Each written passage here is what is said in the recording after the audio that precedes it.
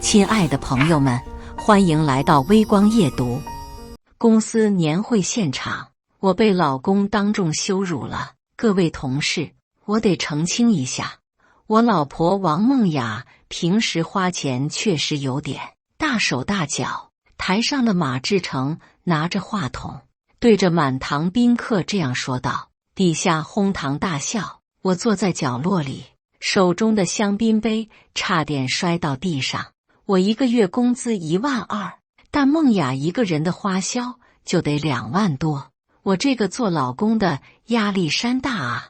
他装出一副苦笑的表情，引得台下同事们纷纷起哄：志成哥太不容易了，嫂子这是把你当 ATM 机了吧？现在的女人啊，结了婚就变了。我的脸瞬间烧得通红。马志成继续在台上表演，不过没关系，谁让我爱他呢？男人嘛，就该宠老婆。掌声雷动，我想站起来离开，却被旁边的同事拉住。梦雅，你老公对你真好。李丽凑过来小声说，虽然你花钱是有点，但他居然不生气。是啊，换成我老公早就翻脸了。另一个女同事附和。我握紧拳头，指甲陷进掌心。马志成从台上走下来，径直走到我面前，他俯身在我耳边轻声说，老婆，配合一下演出，大家都看着呢。我抬起头看着他，这个和我结婚3年的男人，他脸上带着温和的笑容，眼底却是冰冷的威胁。志成说的对，我确实花钱有点多。我勉强挤出笑容，以后我会注意的。周围响起善意的笑声。嫂子，你也别太自责，女人爱美是天性嘛。就是，只要不过分就行。马志成满意地点点头，伸手搂住我的肩膀。我老婆就是善解人意。那一刻，我突然明白了什么，这场年会，这番话，都是他精心安排的戏码。他要在所有同事面前塑造自己宠妻好男人的形象，同时把我塑造成一个花钱无度的拜金女。为什么？正当我疑惑时，马志成的表妹马小雨从人群中走了过来。她穿着一身朴素的连衣裙，脸上带着怯生生的表情。姐夫，姐姐，她声音很小，我能和姐姐说几句话吗？马志成立即点头，当然可以。小雨，你有什么事直说。马小雨眼圈红了。姐姐，我知道这样不太好，但是她咬了咬嘴唇，声音颤抖。我妈妈生病了，急需一笔钱做手术。我想问问姐夫，这几年给你的钱，能不能先借我一些救急？四周瞬间安静下来，所有人的目光都聚焦在我身上。马小雨继续说，我知道姐夫把钱都交给你管，我也知道这样很不合适，但是真的没办法了。他的眼泪掉了下来。医生说再不手术就来不及了。同事们开始窃窃私语，这小姑娘好可怜，她妈妈生病，作为嫂子确实应该帮忙。志成把钱都给老婆管，现在小姨子有急事。我看向马志成，他脸上写满了为难。梦雅，你看，他欲言又止。我明白了，这又是一出戏，他们想要我拿钱出来救急，然后再塑造我冷血无情的形象。我淡淡的说，我没钱。马小雨愣住了。姐姐，怎么可能没钱？姐夫每个月都把工资卡给你，给我。我嘲讽的笑了。他什么时候把工资卡给过我？马志成的脸色变了。梦雅，你别闹，我的工资卡一直在你那里，是吗？我掏出钱包，将里面的卡全部倒在桌上。哪张是你的工资卡？桌上躺着3张银行卡，都是我自己的。马志成脸上闪过一丝慌乱，但很快镇定下来。工资卡在家里，你平时花钱都是我转账给你的。转账？我打开手机，那你给我看看转账记录。马志成伸手要抢我的手机。梦雅，你这是在干什么？小雨妈妈生病，我们应该先……我躲开她的手。先什么？先让我拿钱。我刚才说了，我没钱。马小雨哭得更厉害了。姐姐，你怎么能这样说？我妈妈快死了。周围的同事们开始对我指指点点。王梦雅平时花钱那么厉害，现在家里有急事就说没钱，太自私了吧？那可是她婆婆的亲妹妹，志成对她这么好，她却这么冷血。我环视一圈，看着这些同事们脸上的鄙夷和指责，然后我笑了。你们想看转账记录是吧？我举起手机，那我就让你们看看，这3年来到底是谁在养谁。我打开手机银行，将屏幕转向众人。马志成，2022年1月转账给我0元。马志成，2022年2月转账给我0元。马志成，2022年3月转账给我0元。我一条一条地念着记录，四周逐渐安静下来。从结婚到现在，整整3年。马志成给我转账的总金额是，我故意停顿了一下，2400元，平均每个月67块钱。同事们面面相觑，怎么可能？志成明明说把工资都给你了。李丽不敢置信。马志成脸色铁青。梦雅，你别胡说，我平时都是现金给你的。现金？我冷笑。那你倒是说说，什么时候给过我现金？在哪里给的？给了多少？马志成张了张嘴，说不出话来。马小雨在旁边哭诉：姐姐，现在不是算这些的时候，我妈妈真的快不行了。你妈妈？我看向她。马小雨，你是不是搞错了什么？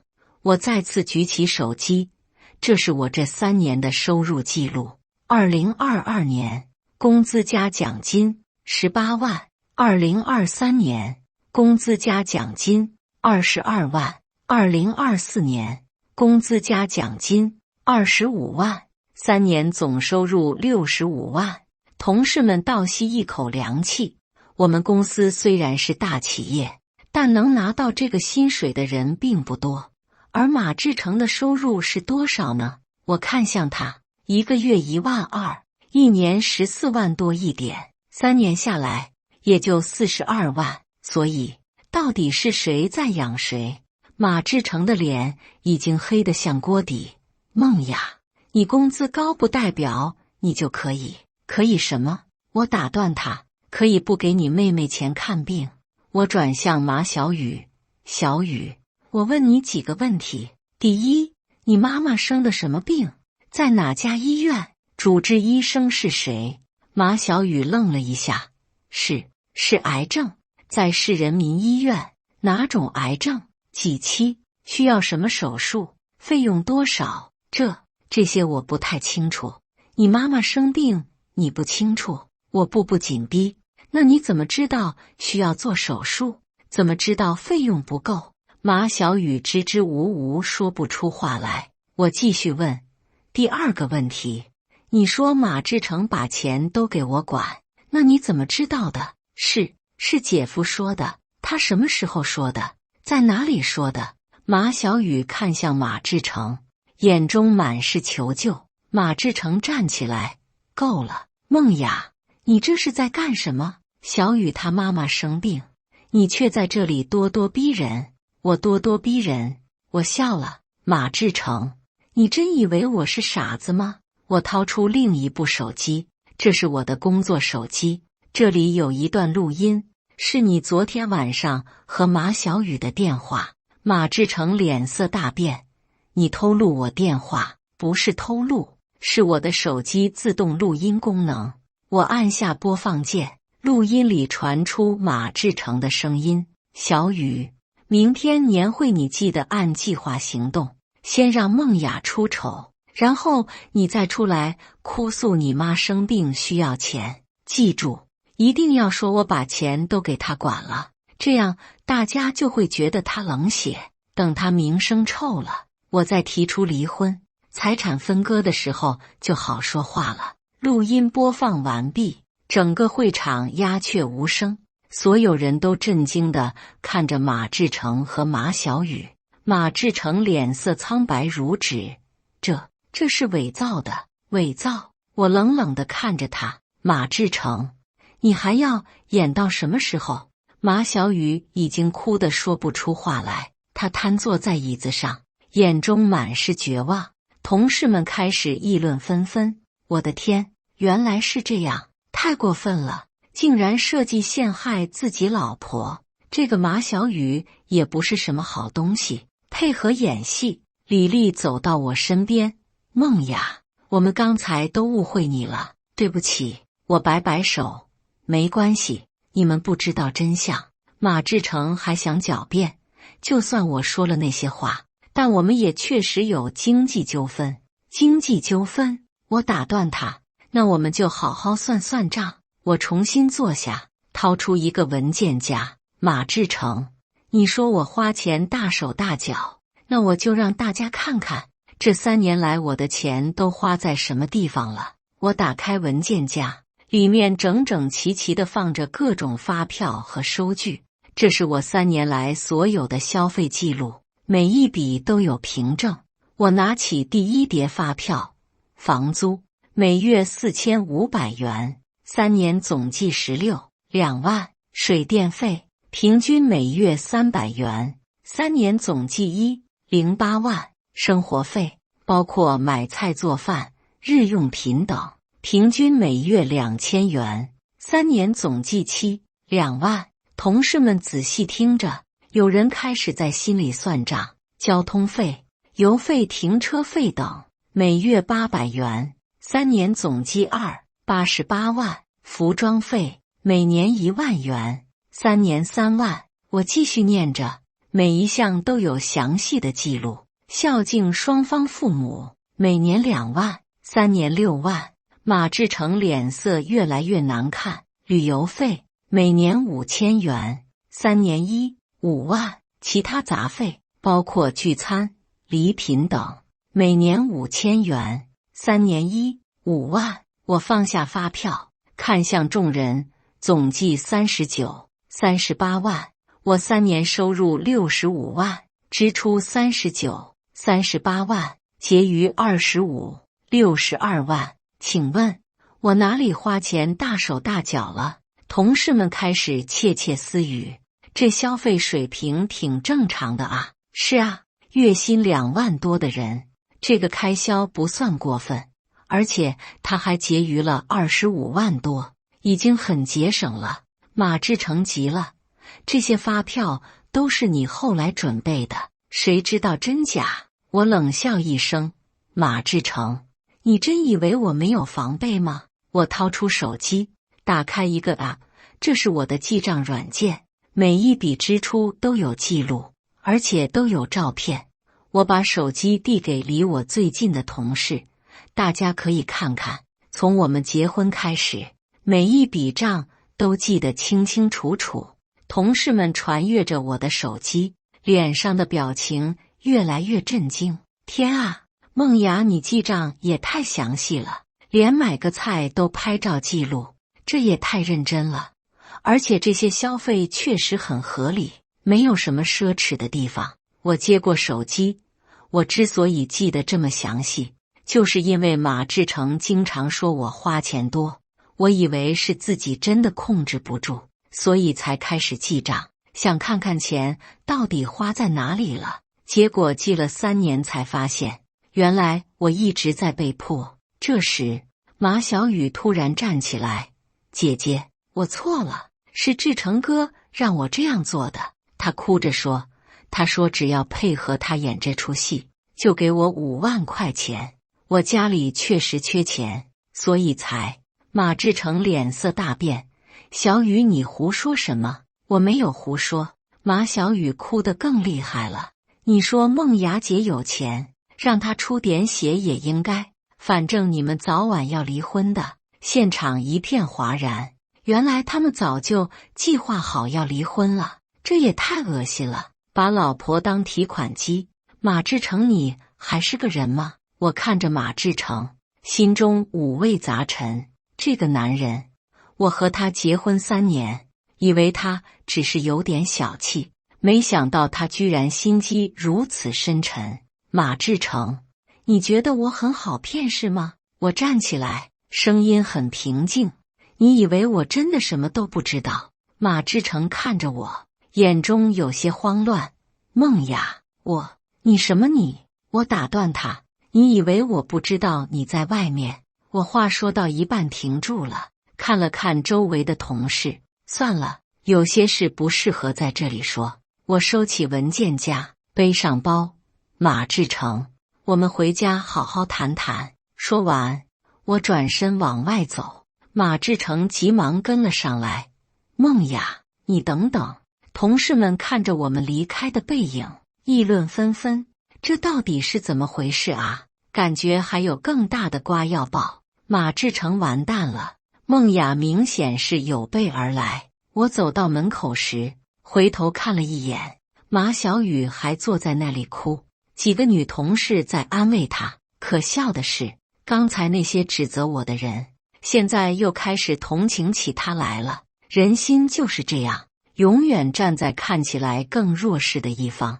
但他们不知道的是，这场戏才刚刚开始。回到家里，马志成一路上都在试图解释。梦雅，你听我说，事情不是你想的那样。我脱掉高跟鞋，在沙发上坐下。那是哪样？你告诉我。马志成坐在我对面，神情紧张。我承认，我确实想过离婚的事，但那是因为什么？因为我花钱多，还是因为你在外面有人了？马志成脸色一变。你胡说什么？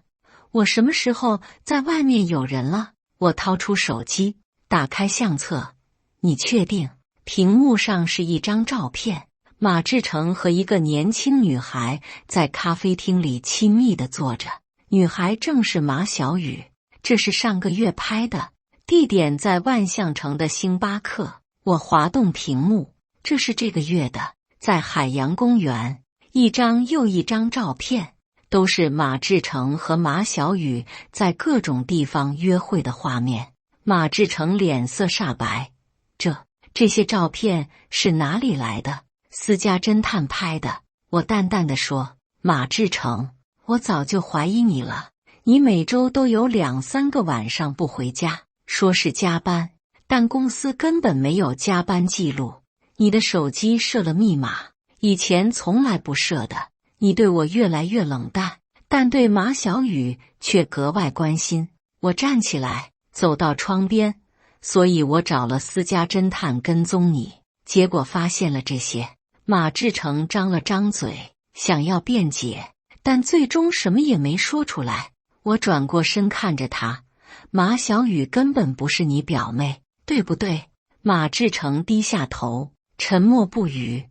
你们是高中同学，他比你小2岁，你们在大学时就谈恋爱了，但因为他家境不好，你觉得他配不上你，所以选择了和我结婚。我的声音很平静，但每个字都像刀子一样刺向马志成。结婚后，你一直和他保持联系，等你在公司站稳脚跟，觉得可以离婚了，就开始策划这一切。你让他以表妹的身份出现，一方面可以光明正大的见面，另一方面也为将来做准备。你的计划很简单，先败坏我的名声，让所有人都觉得我是个拜金女，然后提出离婚，这样在财产分割时就能占优势。我走回沙发前，居高临下地看着他。我说的对吗？马志成终于抬起头，眼中满是绝望。梦雅，你什么？我坐下。你后悔了，还是觉得被发现了很丢脸？马志成突然激动起来。是，我承认我做错了，但你也有问题。你每天工作到很晚，回家后不是加班就是睡觉。我们已经很久没有好好说过话了。我觉得我们的婚姻名存实亡，所以才出轨。我冷笑，马志成，你真会给自己找理由。我工作忙是为了什么？不就是为了这个家吗？房租、生活费、孝敬父母，哪一样不是我在出钱？你除了每个月的那点工资，还贡献过什么？马志成被我说得哑口无言。我继续说，而且如果你觉得婚姻有问题，你可以跟我好好谈，为什么要用这种手段设计陷害我，败坏我的名声，把我塑造成一个拜金女？你的良心不会痛吗？马志成低着头，我只是想要一个体面的离婚理由。体面？我笑了。马志成，你配谈体面这2个字吗？我站起来，走向卧室。我累了，今天就到这里，明天你搬出去，我们好聚好散。梦雅，马志成追了上来。财产分割的事。我回头看着他。财产分割？马志成，你想要什么财产？这套房子是我买的，首付是我付的，房贷也是我还的，家里的家具家电都是我买的，车子是我的名字，保险费邮费都是我出的。你告诉我，你想分割什么财产？马志成脸色越来越难看。孟姻法规定，婚后财产应该什么？我打断他，婚后财产是共同财产，但债务也是共同债务。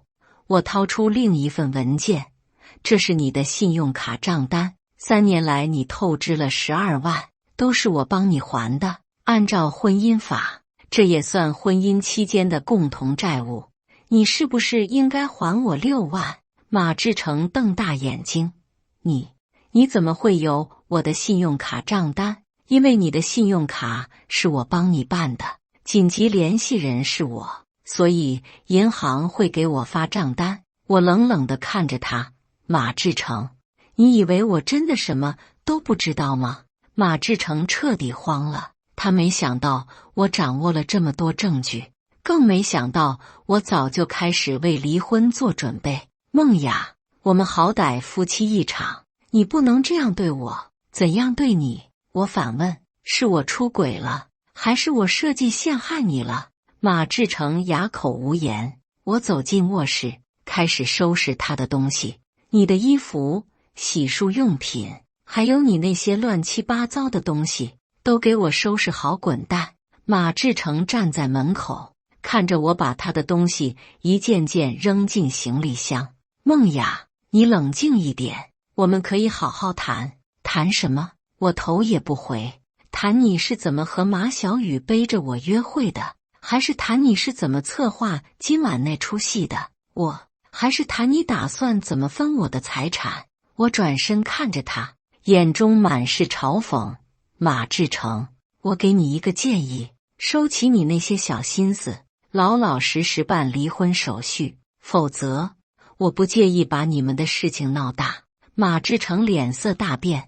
你想怎么闹大？比如说，把今晚的录音发到公司群里，把你们约会的照片发到朋友圈，或者告诉你父母，他们的好儿子在婚姻期间出轨，还设计陷害妻子。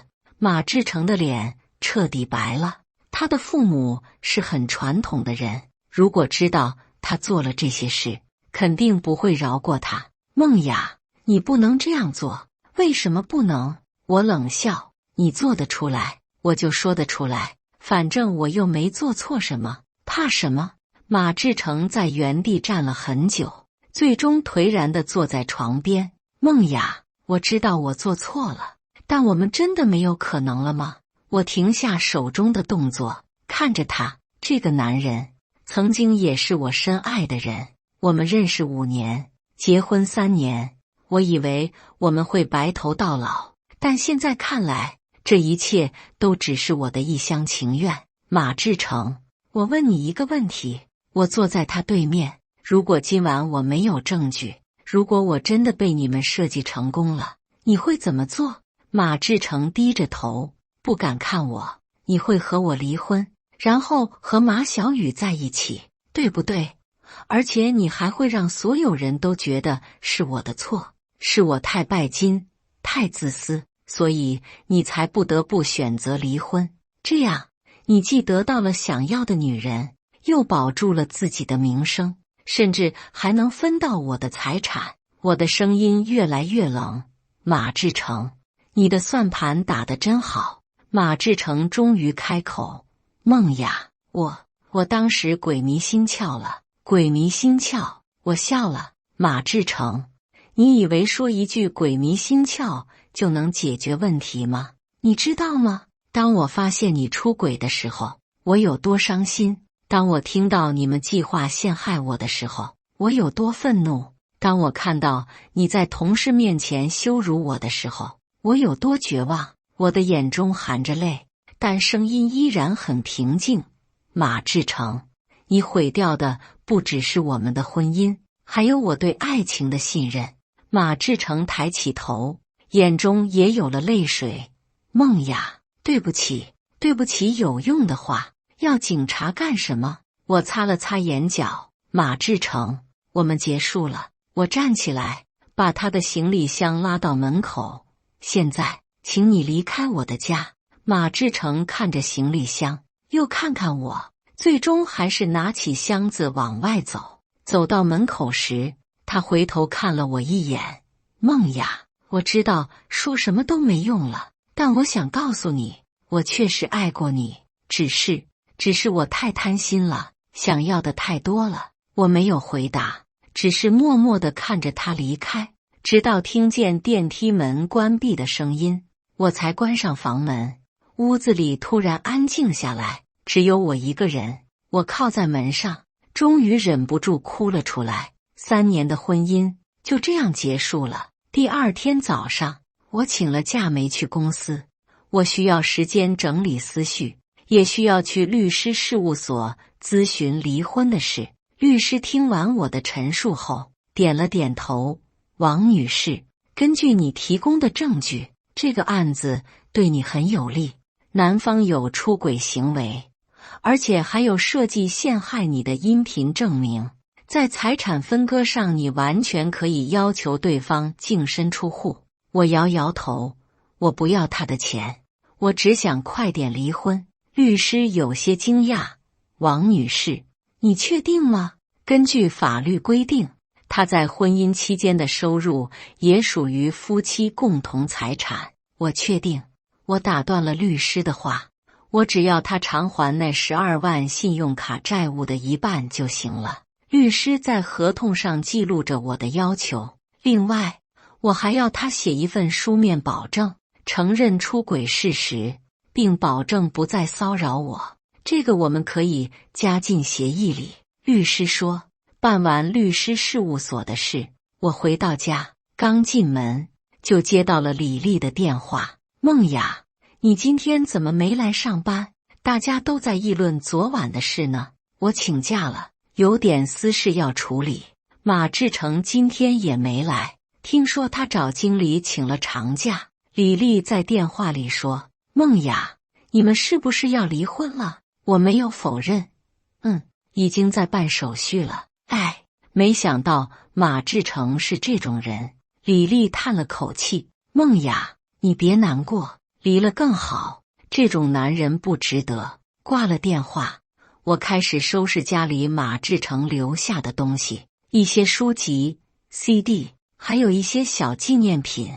看着这些东西，我想起了我们刚认识时的美好时光。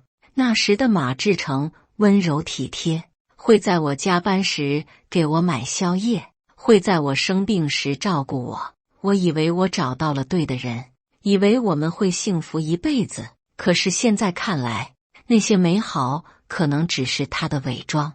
就在我收拾东西的时候，门铃响了。我以为是马志成回来拿东西，走过去开门，站在门外的却是马小雨。她的眼睛红肿，显然哭了很久。梦雅姐，我能进来吗？我有话想跟你说。我犹豫了一下，还是让她进来了。马小雨坐在沙发上，双手紧握着，显得很紧张。梦雅姐，我知道你肯定很恨我，但我想跟你道歉，昨晚的事确实是我和志成哥策划的。我倒了杯水放在他面前，为什么要这样做？马小雨低着头，因为我喜欢他，从高中就喜欢他，我们高中时就在一起了。但他说我家境不好，配不上他的前途。大学时我们分手了，他和别的女孩谈恋爱，后来又和你结婚，但我一直没有忘记他，一直在等他。马小雨的声音很小。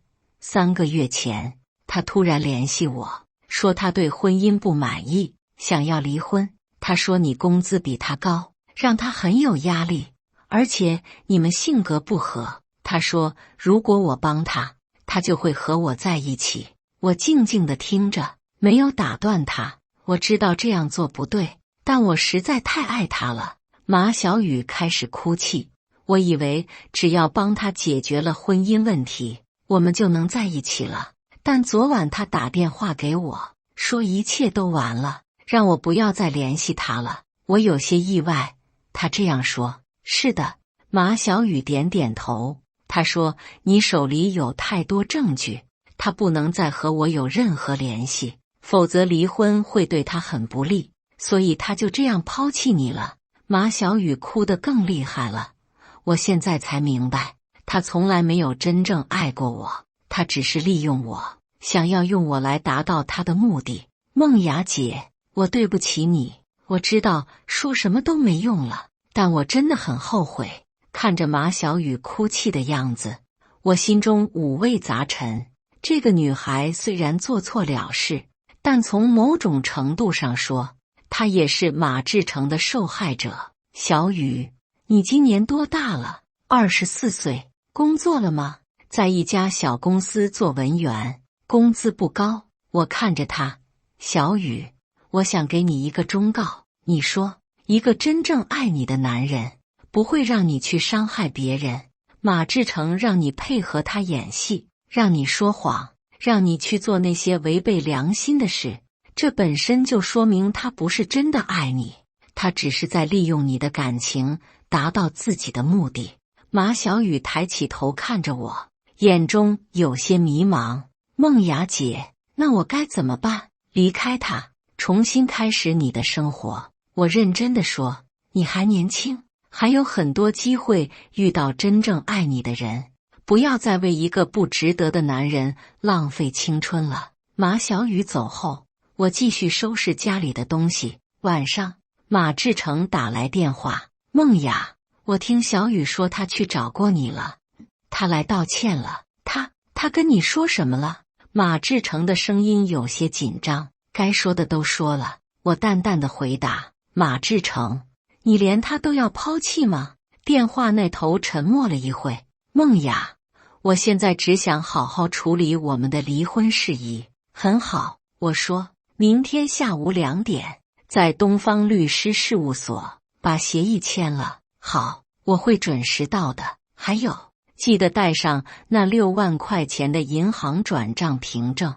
马志成愣了一下，什么6万块钱？你信用卡债务的一半。我提醒他，12万的一半是6万，按照婚姻法，这是你应该承担的部分。梦雅，我现在哪有6万块钱？那不是我的问题。我打断他，你可以借，可以贷款，总之明天必须带来，否则我们就法庭见。挂了电话，我躺在床上，想着这3年来的种种。马志成刚追我的时候，我其实并不是很喜欢他，但他很有耐心，每天都给我发短信，送小礼物，慢慢地打动了我。结婚后，他对我也很好，至少表面上是这样的。他会在我生日时准备惊喜，会在我生病时照顾我，会在我工作压力大时安慰我。我以为我们很幸福，以为他是真的爱我，但现在想来，那些甜蜜的回忆都变得可疑起来。他对我好，是因为爱我，还是因为我的收入比他高？他结婚，是因为想和我共度一生，还是因为想要一个免费的保姆和 ATM 机？这些问题现在已经有了答案。第二天下午，我准时到了律师事务所，马志成已经在那里等着了。他看起来很憔悴，眼下有明显的黑眼圈。梦雅，他站起来，想要说什么，坐下，开始办正事。我没有给他说话的机会。律师拿出准备好的离婚协议书，两位可以先看一下，有什么问题我们再讨论。我快速浏览了一遍协议内容，基本上都按照我的要求写的。财产分割方面，房子、车子都归我所有，存款也都是我的。马志成不需要向我支付任何费用，但需要偿还信用卡债务的一半。另外，协议中还加了一条，马志成承认在婚姻期间有不忠行为，并保证离婚后不再骚扰王梦雅。马志成先生，你带来6万块钱的转账凭证了吗？律师问。马志成从包里拿出一张银行回执单，这是刚才转的。我看了一眼，确实是6万块钱。很好，那我们可以签字了。律师说。我毫不犹豫地在协议上签下了自己的名字。马志成拿起笔，手却在颤抖。怎么了？律师问。没什么。马志成深吸一口气，也签下了自己的名字。好的，协议生效。律师收起文件，两位可以去民政局办理正式的离婚手续了。从律师事务所出来，马志成跟在我身后。梦雅，我们真的就这样结束了吗？我停下脚步，回头看着他。马志成，你现在说这些有意义吗？我知道我做错了，但我们真的不能再给彼此一次机会吗？机会？我笑了。马志成，机会我已经给过你了。3年来，每次你晚归不回家，我都选择相信你是真的在加班。每次你对我冷淡，我都以为是工作压力大。每次你莫名其妙地指责我花钱多，我都反思是不是自己真的有问题。我给过你无数次机会，但你是怎么利用我的信任的？马志成张了张嘴，最终什么也没说出来。而且，我继续说，就算我愿意原谅你，马小雨呢？你打算怎么办？继续和他保持那种暧昧不清的关系，还是彻底抛弃他？无论你选择哪种，都说明你不是一个值得托付终身的人。我转身继续往前走。马志成，我们结束了，彻底结束了。以后你过你的生活，我过我的生活，我们再也不要有任何交集。说完，我头也不回地离开了。办完离婚手续后，我的生活重新回到了正轨。公司里的同事们对我的态度发生了很大变化。原本一些和马志成关系不错的男同事，现在见到我都会主动打招呼。梦雅，没想到你这么厉害，把马志成治得服服帖帖的。是啊，那天年会上的反转太精彩了，简直像电视剧一样。女同事们更是对我刮目相看。梦雅，你教教我们怎么防渣男吧。对呀，你是怎么收集到那么多证据的？我总是笑笑不回答这些问题。有些事情经历过才会明白。不过公司里也有一些风言风语，有人说我太心机，连自己的老公都要算计；有人说我太冷血，一点夫妻情分都不讲。对于这些议论，我并不在意，清者自清，时间会证明一切。1个月后，我听说马志成从公司辞职了，据说是因为那件事影响太大，他在公司里待不下去了。马小雨也从原来的公司离职，据说去了外地工作。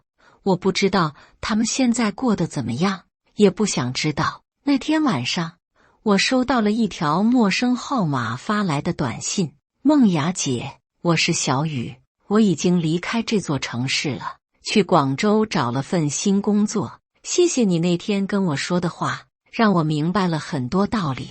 我决定重新开始，忘记那些不值得的人和事，祝你幸福。看完短信，我心中有些感慨，希望这个女孩能够真正走出过去，找到属于自己的幸福。2个月后，我在商场里偶遇了马志成，他看起来瘦了很多，穿着也比以前朴素了。我们在电梯里碰到，他看见我后明显愣了一下。梦雅，你好。我淡淡地点了点头。电梯里很安静，只有楼层显示的声音。快到我要下的楼层时，马志成突然开口：梦雅，我现在在一家小公司工作，收入不高，但我过得很踏实。我应了一声，我想跟你说声谢谢。我有些意外地看着他，如果没有你揭露我的真面目，我可能会一错再错下去。现在虽然生活困难一些，但我觉得心里踏实了。电梯门开了，我走出去，回头看了他一眼。马志成，希望你能真正改过自新，也希望你以后能遇到一个真正爱你的人。电梯门缓缓关闭，我看着马志成的身影消失在视线中。也许这就是我们最后一次见面了。回到家，我站在阳台上看着夜景，这座城市依然繁华，灯火通明，而我经历了这场婚姻的洗礼，变得更加成熟和理智。我不再相信童话般的爱情，但我依然相信真爱的存在。我相信总有一天，我会遇到一个真正值得托付终身的人，一个不会欺骗我、利用我，而是真心爱我、尊重我的人。在那之前，我要好好爱自己，好好经营自己的生活。离婚半年后，我的生活发生了很大变化。工作上，我升职了，成为了部门经理，收入也有了大幅提升。生活上，我搬了新家，买了一套更大的房子，还养了一只猫。朋友们都说我现在看起来更开朗了，笑容也更真实了。梦雅，离婚真的是解脱了你。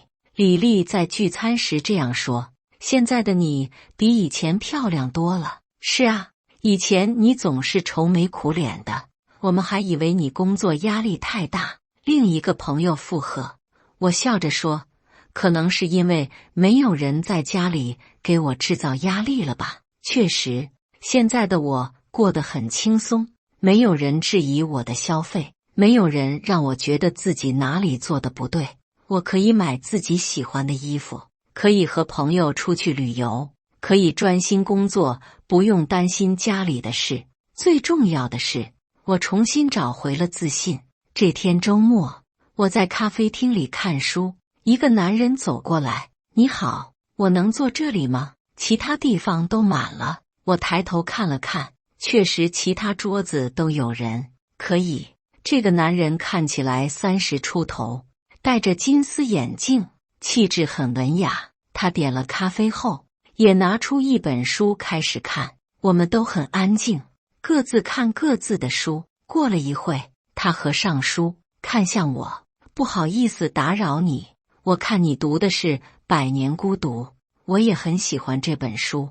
我们开始聊起文学，发现彼此都很喜欢读书。我叫陈朗，在大学里教文学。他自我介绍，我叫王梦雅，在科技公司工作。我们聊得很投机，从文学聊到电影，从工作聊到生活。陈朗很有趣，也很有学识，和他聊天让我觉得很愉快。如果你不介意的话，我们可以交换一下联系方式吗？临别时，陈朗说，我很希望能和你继续探讨文学。我犹豫了一下，还是给了他我的微信。回到家，我想起今天的偶遇，心情有些复杂。离婚后，也有其他男人追求过我，但我都拒绝了。